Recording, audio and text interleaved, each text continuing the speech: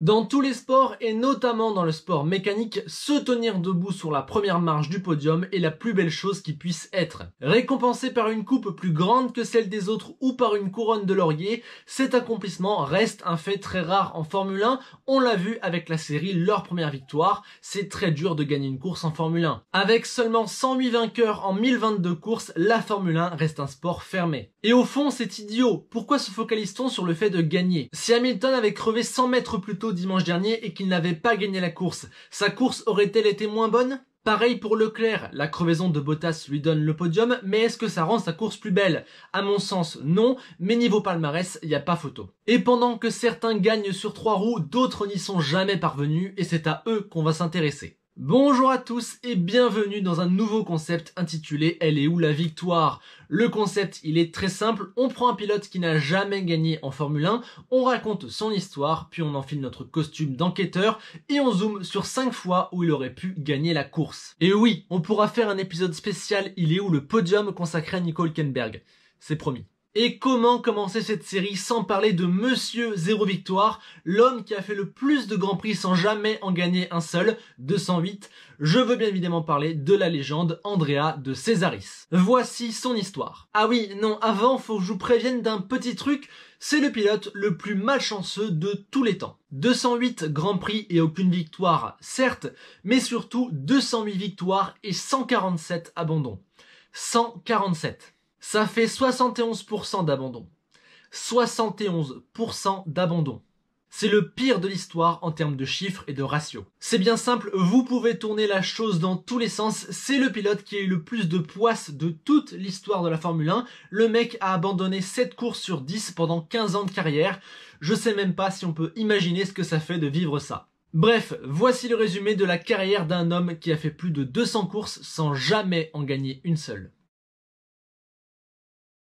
Né à Rome en 1959, Andrea devient très vite un as du volant. En 1970, il devient champion du monde junior de karting, puis il continue de gravir les échelons. Il finit d'abord deuxième de Formule 3 britannique, puis est sélectionné par Ron Dennis pour faire partie de son équipe de Formule 2, Project 4, par laquelle Eddie Cheever, Derek Daly ou encore Keke Rosberg sont déjà passés. À cette époque, peu de jeunes ont la chance de passer en F1 et il faut souvent faire plusieurs essais privés pour obtenir le Graal. Mais Andrea a une bonne cote et Alfa Romeo fait appel à lui en 1980 quand Brambilla ne donne pas satisfaction. Les 2 premières courses d'Andrea en Formule 1, abandon mécanique car son moteur l'a lâché et abandon car il a eu un accrochage avec Derek Daly, le ton est donné. Mais grâce à son passé avec Ron Dennis et à son sponsor Marlboro, De Cesaris va signer chez McLaren en 1981 aux côtés de John Watson. Mais problème, ça va très mal se passer pour Andrea. Pendant que Watson marque 27 points en prenant une victoire et 4 podiums, De Cesaris ne marque qu'un point. Avec 10 abandons en 15 courses et une seule apparition dans le top 6, l'Italien se forge un surnom, Andrea de Cracheris. Quand on commence à vous surnommer comme ça sent pas bon. Seulement 18e du classement, il est rétrogradé chez Alfa Romeo où il va passer les 2 saisons suivantes, 31 courses, seulement 20 points et 22 abandons, mais tout de même 3 podiums. Talentueux, De Cesaris n'arrive jamais à mettre tous les éléments bout à bout pour performer.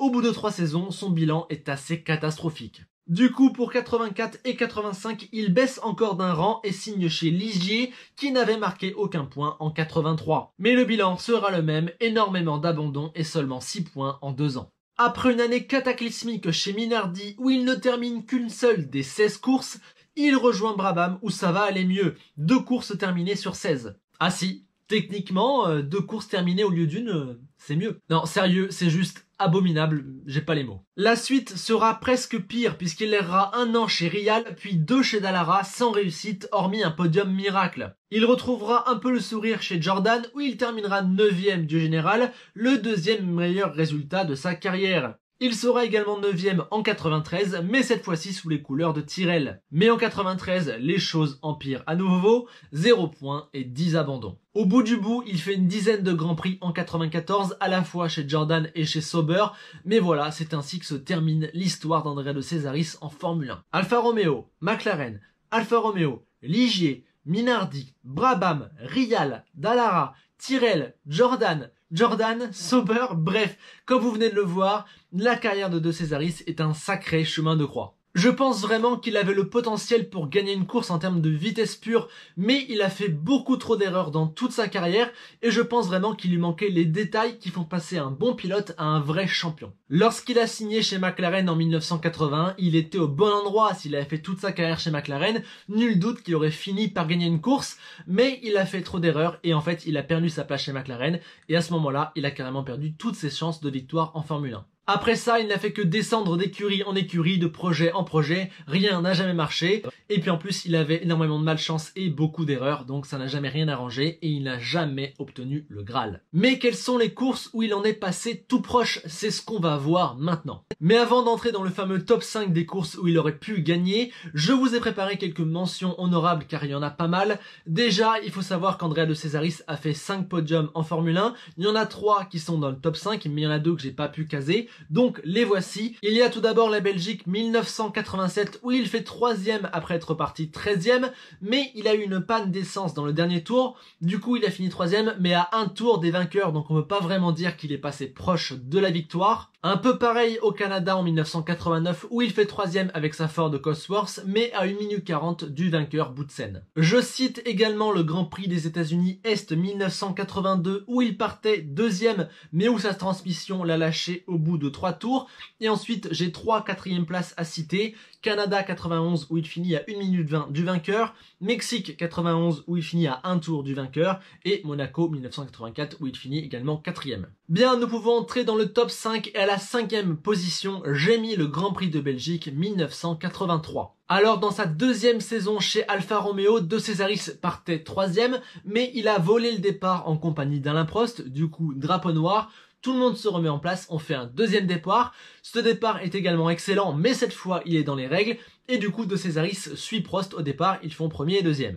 Mais très vite, De Cesaris se fait très pressant sur Alain Prost et il va finir par passer et il mènera 18 tours jusqu'à ce qu'il s'arrête au stand et Alain Prost reprend la tête. Mais au 26e tour, alors que De Cesaris joue clairement la victoire avec Alain Prost, son moteur rend l'âme. Du classique, vous allez me dire, ça lui arrivait plein de fois, mais là, il jouait vraiment la victoire et ça a dû faire très très mal. En 4e place de ce top, j'ai mis le Grand Prix fou de Monaco 1982, le fameux Grand Prix que personne ne voulait gagner. Si vous ne connaissez pas cette course, j'ai fait une vidéo qui lui est dédiée, le lien est là-haut et en description, mais je vais quand même vous rappeler les faits importants, car au final, De Cesaris est passé à ça de la gagner. Cette course, l'Italien l'a démarré en 7e position, mais il a fait la majeure partie de la course en 4e place à cause des abandons et des dépassements, et bref, il allait finir solidement 4e, mais les 3 derniers tours ont été complètement fous. Ça commence avec le leader Alain Prost qui fait une grosse erreur au tabac, abandon. Patrese prend alors la tête devant Pironi et De Cesaris, mais il glisse à l'épingle dans l'avant-dernier tour.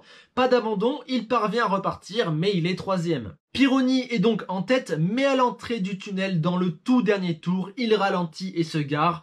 Le Français est victime d'un problème d'allumage. Mais du coup, qui est en tête? Eh bien Andrea De Cesaris, qui était 2e jusqu'à présent. Non. Non. Même là, non. Même quand tout le monde abandonne devant lui, non.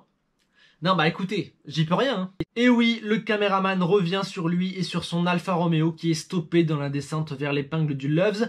Il est en panne d'essence.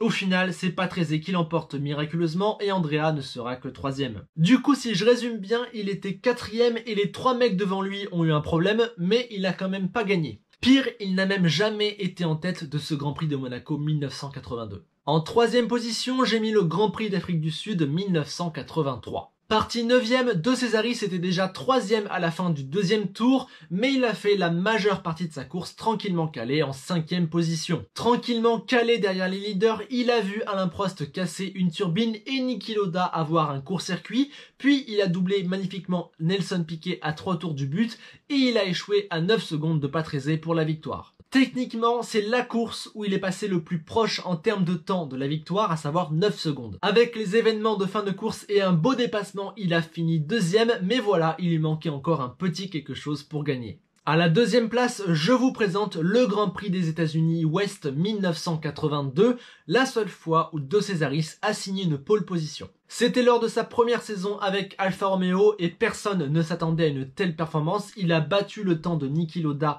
en fin de séance. À l'époque, c'était seulement sa 20e course et on s'est dit ça y est, il va enfin confirmer les espoirs placés en lui. Il va enfin faire une course propre. Ça y est, c'est parti.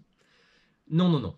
Après avoir signé sa pole, Andrea a fondu en larmes, il était tellement ému, mais il savait que le plus dur à faire était en course, et il a pris un excellent départ, il s'est envolé avec Niki Lauda derrière lui. Mais petit à petit, Lauda est revenu, et au moment de doubler un retardataire, De Cesaris a eu une petite hésitation, et le filou de Lauda derrière, tout expérimenté qu'il est, il en a profité et il a pris la tête. Ensuite, Lauda a pris un peu d'avance, mais De Cesaris était tranquillement accroché à sa seconde place, et il aurait pu peut-être contester la victoire à l'Autrichien en fin de course.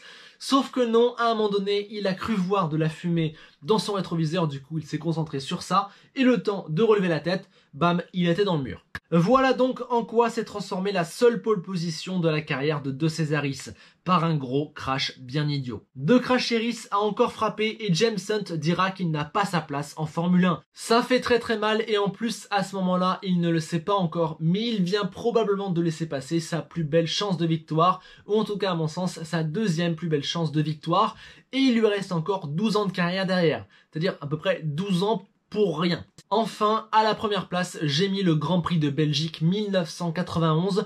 Pour moi, c'est la fois où Andrea De Cesaris est passé le plus proche de la victoire lors de ses 208 Grands Prix en Formule 1. Andrea ne partait que 11e, mais il est très vite remonté 6e. Devant lui, Mansell et Alesi abandonnent, puis il passe Piquet et Patrese, le voilà deuxième derrière Senna. Il remonte, il n'est plus qu'à 5 secondes d'Ayrton, il a le momentum avec lui, tout va bien, et son moteur le lâche. Mais en même temps, comment pouvait-il en être autrement? Le destin ne pouvait pas laisser Andrea De Cesaris gagner, c'était tout bonnement impossible. Après la course, le coup sera vraiment très dur à encaisser, il restera longuement assis dans son garage et il confiera à une caméra de télévision qu'il n'a même plus la force d'enlever sa combinaison. Et au final, cette course est celle où il est passé le plus proche de la victoire et ça résume vraiment toute sa carrière, c'est vraiment super triste de dire ça.